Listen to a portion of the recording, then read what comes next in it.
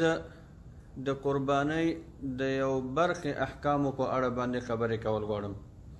د قربانۍ فضایل ډیر زیات دي، مګر هغه فضایل به انشاءالله د اختر په ورځ یا اختر ته نږدې زه بیان کړم. اوس فضایلو کې ډیر نه غږېږم ځکه د قربانۍ فضایل هم د حد نه زیات دي، مګر ځینې احکام چې اوس ورته مسلمانان اړتیا لري غواړم چې دغه ته اشاره وکړم او متباقي احکام به انشاءالله بل فرصت کې بیا بیان کړو.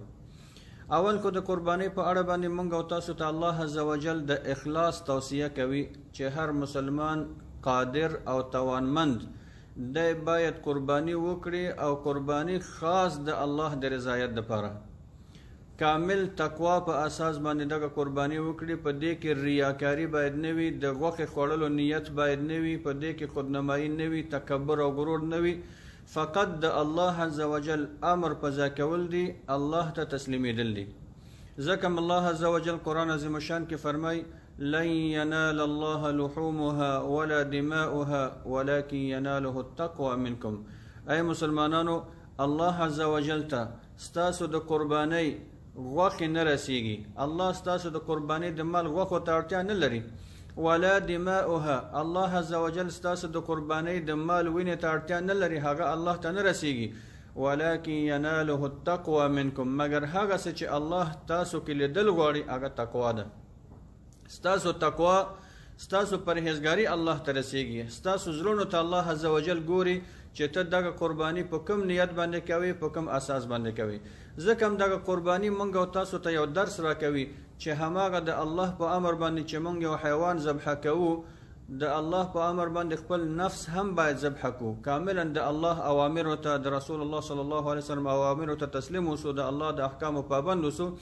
د الله په حکم باندې هر قرباني ته باید انسان آماده اوسي، که هغه مالی قرباني ده، که هغه ځاني قرباني ده، هر قسم احکام د شریعت باید په خپل ځان باندې تطبیق کړو. همدارنګه صحابه کرامو د رسول الله صلی الله علیه وسلم څخه پوښتنه وکړه چې یا رسول الله، دغه قرباني څه شی ده چې موږ او تاسو یې کوو؟ موږ ته چې اسلام د قرباني امر کوي، دا قرباني څه شی ده؟ ولې موږ کوو؟ رسول الله صلی الله علیه وسلم ورته په جواب کې وفرمایل سنت ابیکم ابراهیم، دغه قرباني ستاسو د پلار ابراهیم علیه السلام سنت دی. ځکه ابراهیم علیه السلام ته الله عزوجل د اسماعیل علیه السلام د اولاد د ذبح امر کړو او ابراهیم علیه السلام د الله په امر سره هماغه امر تطبیق کړ. مګر دا چې الله عزوجل د اسماعیل علیه السلام ذبح د جنت په یو ګډ باندې تبدیل کړ، دا د الله یو ډیر لوی فضل او احسان و. هماغه وک فرضاً خدا نه خواسته اسماعیل علیه السلام ذبح شوی وای، نو احتمال لري چې نن به موږ هم خپل اولادونه ذبح کول. مګر دا چې الله عزوجل خپل فضل او کرم وکړه، هغه قرباني د دوی هغه اخلاص، صداقت او ایمان الله عزوجل هغه امتحان قبول کړه، نو هغه په یو ګډ باندې تبدیل کړه. نو موږ او تاسو هم د الله د یو نعمت په شکر په اساس باندې هر کال یو حیوان د الله په نوم باندې د الله لپاره ذبح کوو. قرباني په لسم د ذوالحجې کې، په لس ورځو د ذوالحجې کې تر ټولو ستر عمل، بهتر عمل هغه قرباني ده. که په دغه لس ورځو کې سړی روژه نیسي، نور عبادتونه کوي، د ټولو نه ستر عبادت هغه په لسم د ذوالحجې باندې چې د اختر ورځ ده، په دغه ورځ باندې قرباني فضیلت د هر بل عمل نه زیات دی. نو ځکه هم باید انسان مسلمان کوشش وکړي چې دغه چانس د قربانۍ او د دغه عبادت د خپل د لاس څخه ورنه کړي. ځکه په احادیثو کې د قربانۍ فضایل ډیر زیات راغلي، خو زه لنډه اشاره ورته همدا کوم چې د قربانۍ د مال د هر ویښته په سر اجر دی، د هر پشم په سر باندې اجر دی، د هر وړۍ په سر باندې اجر دی. او همدغه حیوان د قیامت پر ورځ هم راځي. ځینې احادیثو کې دی چې دغه ستاسو سپرلی دی د قیامت پر ورځ باندې. نو انسان باید کوشش وکړي چې بهترینه قرباني په ښه نیت باندې قرباني خالص د الله د رضایت دپاره وکړي. رسول الله صلی الله علیه وسلم 10 کاله مدینه منوره کې قرباني کړې ده. ځکه هم دا حدیث کې ثابت دی چې کله رسول الله صلی الله علیه وسلم مدینه منورې ته هجرت وکړه، هر کال به یې قرباني کوو.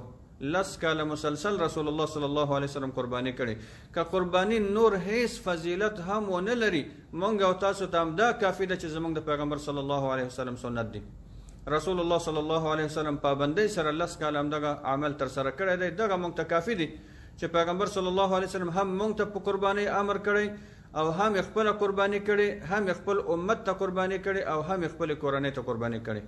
نو د دې نه غټ رحیم پیغمبر او مشفق پیغمبر بل نشته چې حتی مونږ هم په قربانۍ کې یاد کړی یو. رسول الله صلی الله علیه وسلم یو حیوان چې ذبح کول یا الله دا د محمد صلی الله علیه وسلم او د هغه د کورنۍ څخه قبول کړه، او بل ذبح کول چې یا الله دا د محمد صلی الله علیه وسلم د امت څخه قبول کړه. نو په امت کې مونږ تاسو هم شامل یو. هغه امتی چې قرباني توانمندي نه لري نو هغه د رسول الله صلی الله علیه وسلم د هماغه قرباني په اجر کې ان شاء الله شریک دی. قرباني باید څوک وکړي؟ دغه پوښتنه موږ نه بار بار کېږي، بالخصوص چې د قربانۍ ورځ رانږدې شي. الحمدلله دلته مسلمانان ایمان لري او د ایمان تقاضا هم دا ده چې خپل دین باندې ځان پوه کړي. نو قرباني قادر انسان توانمن انسان کولی شي.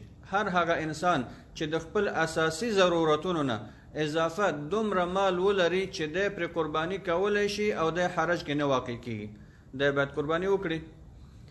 مثلا ستا د ژوند ضرورت پوره دي، روزمره ضرورت د پوره دي، او ته په خپل بانک یا په خپل کور کې دومره پیسې لري چې قرباني پرې باندې کولی شي، او که قرباني پرې باندې وکړي ته حرج او مشکل سره نه مخامخ کېږي. مثلا که یو سړی $600 فرض کول لري او په دی $150-200 باندې قرباني وکړي، 400 نور ورسره پاتې د دې حرج کې نه واقع کېږي، نو دی باید قرباني وکړي. نو په همدغه اساس د قرباني په اړه باندې ویل کېږي چې قرباني باید قادر او توانمن انسان وکړي. د قربانۍ دپاره د زکات نصاب شرط نه دی چې خامخا ته باید د زکات د نصاب عمره مال ولري تر څو قرباني وکړي. ځکه هم قرباني دپاره عقل هم شرط نه دی، بلوغ او بالغوالی هم شرط نه دی. انسان کولی شي چې د یو ماشوم د مال څخه چې هغه ډېرې پیسې لري قرباني ورته وکړي. یو انسان چې عقلي توازن هم برابر نه دی او ته غواړې ورته قرباني وکړي کولی شي، چې په دې شرط چې هغه په اسانتیا سره وشي او مال ډېر ولري. نو په همدغه اساس خلاصه جواب هم دا دی چې قرباني په هر قادر انسان باندې لازم دی. قرباني باید څوک وکړي په یو کور کې؟ قرباني په هر مکلف انسان باندې چې توانمند او قادر وي مستقل حکم دی چې دی باید قرباني وکړي. مګر که چیرې په یو کورنۍ کې داسې حالت کې چې مور او پلار او زامن ټول سره شریک ژوند کوي، د دوی ژوند مشترک دی، سرمایه مشترکه ده، په دغه صورت کې که فرضاً د کورنۍ پلار قرباني وکړي د ټولو دپاره کفایت کوي. البته که هر یو توانمندي لري او مستقله قرباني وکړي دا به ډېره کوي. مګر که هغسې نه وي او دوی مشترک ژوند لري، په یو کور کې اوسیږي او پلار قرباني وکړي، نو د پلار قرباني د ټولو دپاره کفایت کوي. ځکه رسول الله صلی الله علیه وسلم په حدیث مبارک کې مونږ او تاسو ته فرمایي ان علی کل اهل بیت فی کل عام اضحیه، په هر کورنۍ باندې په هر کال کې قرباني لازمه ده. نو دلته رسول الله صلی الله علیه وسلم د کورنۍ نوم یادوي، نه وایي چې هر فرد باندې. مګر علما د همدې په تشریح کې هم دا وایي که چیرې پلار او زامن اولادونه په یو کور کې مشترک ژوند کوي، نو که پلار قرباني وکړي د ټولو دپاره کورنۍ دپاره کفایت کوي. پلار د بالغو زامنو مسؤلیت نه لري چې هغو ته قرباني وکړي. خاوند د خپلې ښځې مسؤلیت نه لري چې قرباني ورته وکړي. اما اخلاقاً که چیرې خاوند غواړي خپل مېرمنې ته قرباني وکړي ډېره ښه خبره ده، دا یو ډېر عالی اخلاق دی، ډېره ښه مرسته ده او ښه یو شفقت او مهرباني ښودل دي او محبت ښودل دي. اما قانوني مکلفیت خاوند نه لري چې ښځې دپاره باید قرباني وکړي. که ښځه خپله سرمایه شخصي ملکیت لري او قرباني کول غواړي کوي، الله به ورته ډېر اجر ورکړي. او که خپل شخصي ملکیت نه لري، خاوند یې مکلف نه دی چې خامخا باید ورته قرباني وکړي. اما که خاوند توانمند وي، قادر وي، کولی شي خپل مېرمنې ته په اسانتیا قرباني وکړي، نو دا به د یو اخلاقي صفت وي چې دی ترسره کوي. نو همدارنګه هغه اولادونه چې بیا په کور کې پلار سره او مور سره نه اوسیږي، هغو خپل مسؤلیت لري، پلار د هغو دپاره قرباني نشي کولی. یا پلار او مور سره یو ځای په کور کې اوسیږي خو د هر چا کور ژوند مستقل دی. مثلا یو کور دی 15 اتاقه لري او هر زوی په یو اتاق کې مستقل ژوند کوي، خپل خوراک مستقل دی، خپله سرمایه مستقله ده، کاروبار مستقل دی، فقط همدومره دی چې دوی په یو حویلې کې یا په یو اپارتمان کې یا یو چت لاندې ژوند کوي. نو په دغه صورت کې بیا هر یو خپل مسؤلیت لري. اما که د دوی ژوند مشترک وي، سرمایه مشترکه ده، بیا که چیرې پلار قرباني وکړي ټولو دپاره کفایت کوي، نور مکلفیت نه لري. اما بیا هم زه تاکیدوم که چیرې قرباني وکړي او توانمندي لري بهتره خبره ده. قرباني څه حکم لري؟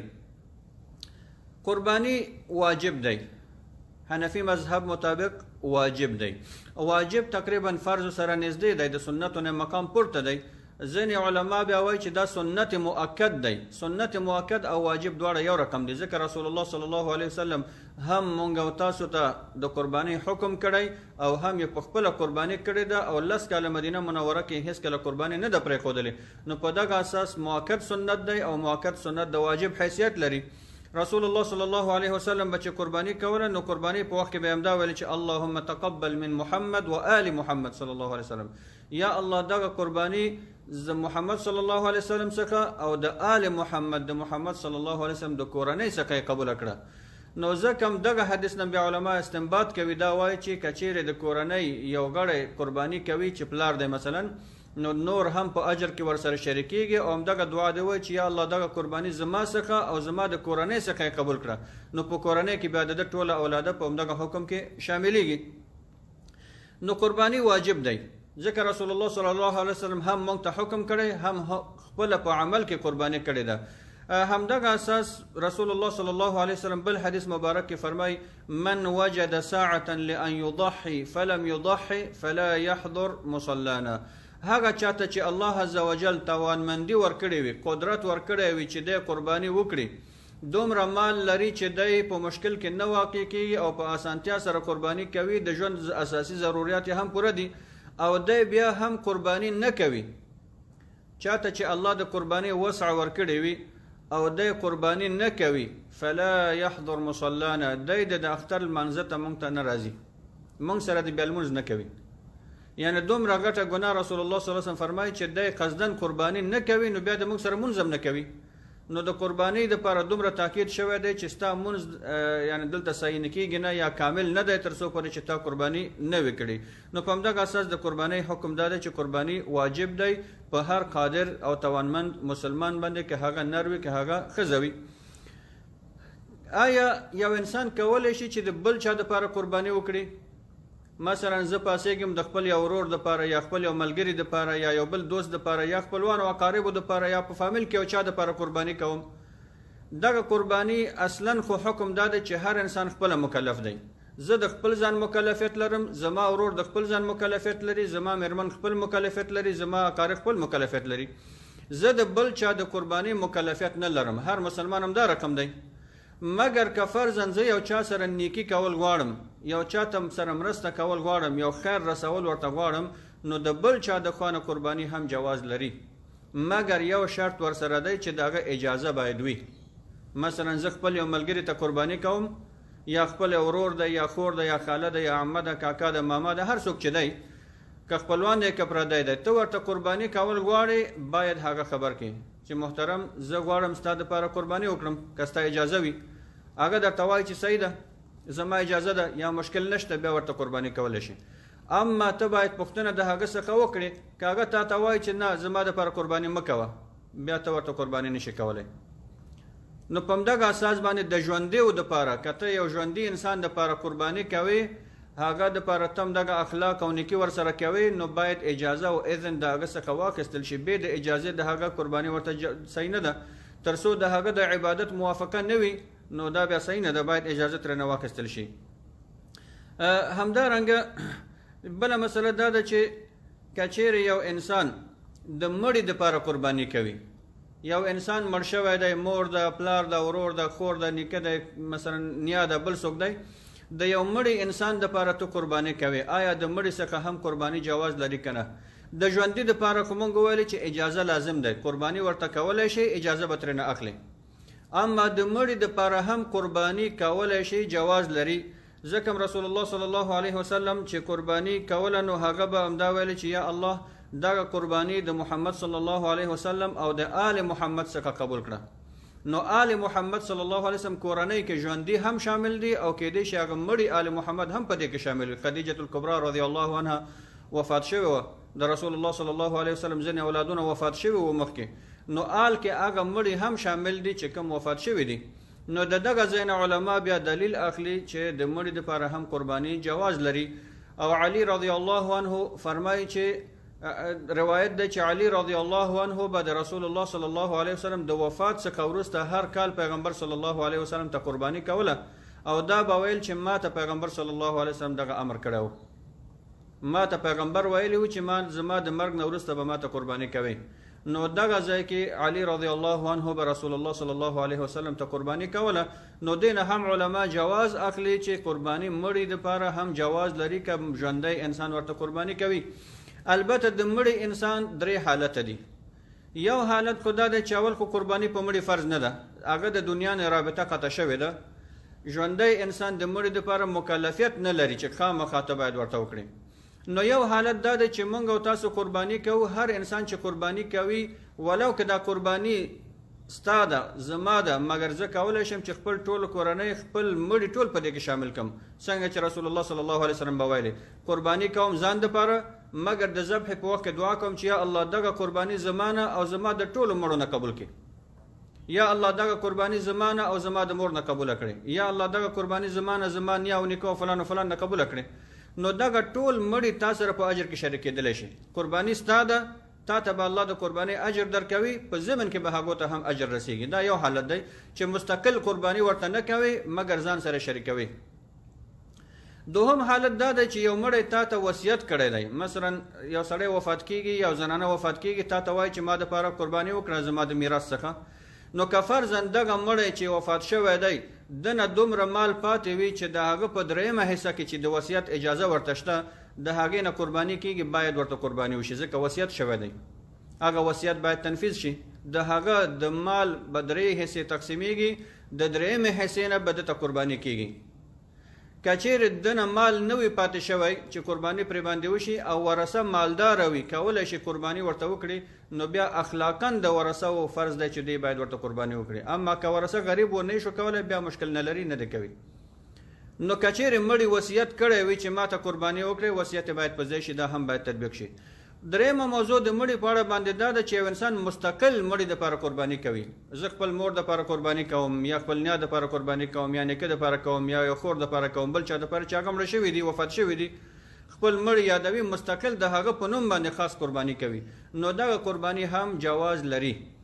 البته یو تعداد علما بیا دا وایي چې د مړي دپاره د مستقل قربانۍ په عوض ښه دا ده چې هماغه پیسې خیرات شي، مسکینانو غریبانو ته ورکړ شي. ځکه یو مسکین به غوښې ته اړتیا نه لري، مسکین به لباس ته اړتیا لري، مسکین به غوښې ته اړتیا نه لري، هغه مثلا تداوي ته اړتیا لري. نو د مړي دپاره انسان چې وفات شوی دی د مستقل قربانۍ په عوض ښه دا ده چې هغه پیسې په خیرات شي، پیسې غریبانو ته ورکړ شي. اما که چیرې قرباني ورته وشي دا هم صحیح ده، مشکل په دې کې نشته.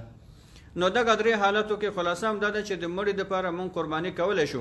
البته زمونږ او تاسو ټولنه کې او اسلامي ټولنه کې عموما دا یو بد رواج دی چې دا په شریعت کې ځای نه لري چې انسان وفات شي نو بیا مکلف انسان په خپل ژوند کې ځان دپاره قرباني نه کوي، د خپل مړي دپاره کوي.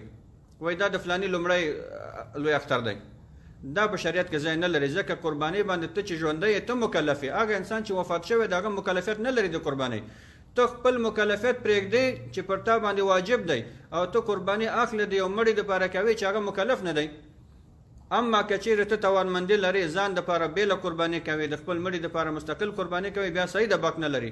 اما که چیرې خپله قرباني پرېږدی او خپل مړي دپاره قرباني کوي چې دا د هغه لومړی اختر دی، نو دغه بیا شریعت کې جواز نه لري ځکه مکلفیت ستا دی، ستا د مړي مکلفیت نشته، ته هغه اخلاقاً هغه دپاره قرباني کولی شي. نو دغه د مړي په اړه باندې احکام دي. قرباني څه وخت کیږي؟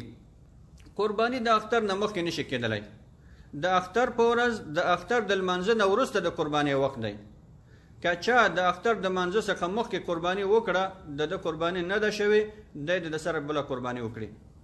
همدا رقم کله کله مثلا قصابان موږ تاسو ګورو ډېر بیروبار وي ورباندې، نو قصاب ته ورشي، قصاب درته وایي چې ولا زه د اختر په ورځ خو قرباني نشم کولی، خو د اختر په شپه به درته قرباني وکړم، یا د اختر په څلورمه ورځ به درته قرباني وکړم. دغه قرباني نه ده شوې ځکه د قربانۍ وخت د اختر د لمانځه څخه وروسته دی، د درېیمې ورځې د مازدیګر د غروب څخه مخکې. په لومړۍ ورځ د اختر د لمانځه څخه وروسته پیل کېږي، قرباني وخت لري لومړۍ ورځ، دویمه ورځ، درېیمه ورځ. په درېیمه ورځ د مازدیګر نه وروسته چې لمر غروب شو د قربانۍ وخت خلاص شو. دې نه وروسته که ته قرباني کوې تا ته قرباني نه حسابېږي، قرباني وخت در څخه تېر شو، چانس در څخه لاړ. نو په هغه اساس که چا مال هم اخیستلی وي بیا د ژوندی خیرات کې هم هغه مال قرباني وخت تېر شوی دی، قرباني نشي کولی. یو بله مسله دا ده چې که چیرې یو انسان قرضدار دی هم قرضدار دی او هم قرباني وخت پر باندې راغی. آیا دغه انسان د قرباني وکړي که دی د خپل قرض ادا کړي؟ یو انسان د شوق لري چې قرباني هم وکړم، خو وایي چې ولا زه قرضدار هم یم خو قرباني هم باید وکړم، څه باید وکړي؟ دلته دغه انسان ته لازم دی چې اول خپل قرض خلاص کړي، ځکه قرض ډیر مهم دی، دی کې د انسان حق دی خطرناک دی، کیدای شي ته مړ شي تا باندې حق د انسان پاتې شي. نو که چیرې پر تا باندې قرض وي او ته غواړې چې هغه قرض ادا کړې، داسې قرض نه چې ته یو چا سره شراکت لري، مثلا کاروبار کې او تجارت کې، نن وخت کې خلک د بانکونو نه قرضدار دي خو کور کې هم ځان سره دومره مبلغ لري چې کافي ژوند پرې باندې روان دی. اما که داسې د یو انسان قرض پر تا باندې دی په داسې شکل کې که چیرې ته مال پیسې پیدا کړې قرض پې خلاصولی شي، نو په دغه صورت کې بیا بهتره دا ده چې هغه پیسې قرض کې ورکړې، خپل قرض څخه ځان خلاص کړه، قرباني مه کوه. اما که چیرې تا سره دومره امکانات وي چې هم خپل قرض خلاصوي پرې باندې، یا هغه سړی ستا څخه قرض اوس نه غواړي یا ته اوس ورکول نه غواړې، مشخص وخت کې ورکول غواړې، بیا په هغه صورت کې کولی شي چې خپله قرباني وکړي. په دغه اساس باندې مسلمانانو وخت هم ما ډېر ونیو ستاسو، نو قرباني مونږ او تاسو انشاءالله همدغه لنډو ورځو کې د قربانۍ ورځې دي. هغه مسلمانان چې استرالیا کې ژوند کوي که چیرې دوی ته د قربانۍ زمینه دلته استرالیا کې برابره وي، بهتره همدا ده چې دلته د قرباني وکړي، ځکه دغه قرباني د هغه عباداتو څخه دی چې دا باید ژوندی پاتې شي او دلته زمونږ او تاسو اولادونه، زمونږ او تاسو ذریه او نسلونه باید په دغه عبادت باندې آشنا شي، د دغه عبادت څخه خبر شي. دا چې موږ او تاسو همیشه خپل قربانۍ خارج ته افغانستان ته یا نور هیوادونو مسلمانانو ته لیږو او زموږ او تاسو اولادونه اصلا نه پوهیږي چې قرباني څه ته وایي، قرباني څه وخت باید وشي، قرباني باید څه رقم وشي. نو دغه په دې معنی چې موږ خپل اولادونه د دیني لارښوونو څخه لرې کوو. نو هغه چاته چې د قرباني زمینه په استرالیا کې برابر وي، استرالیا کې د قرباني وکړي.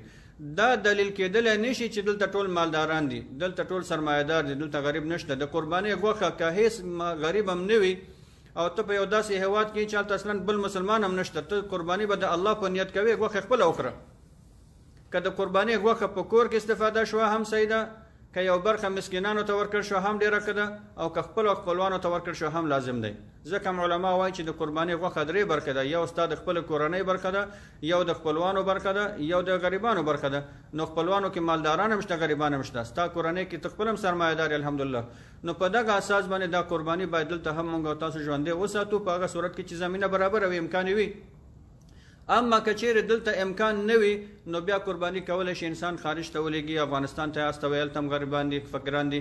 بل دا دی چې کله ته چاته د قربانۍ دپاره پیسې ورکوې، همدغه ځای کې نیت وکړه چې یا الله همدغه د قربانۍ پیسې د زمان او زما د کورنۍ نه قبول کړه، او دغه انسان چې خارج ته افغانستان ته استوي، نو هغه به هم امانتدارۍ سره قرباني کوي، مګر وکالتاً ستاسو په وکالت باندې.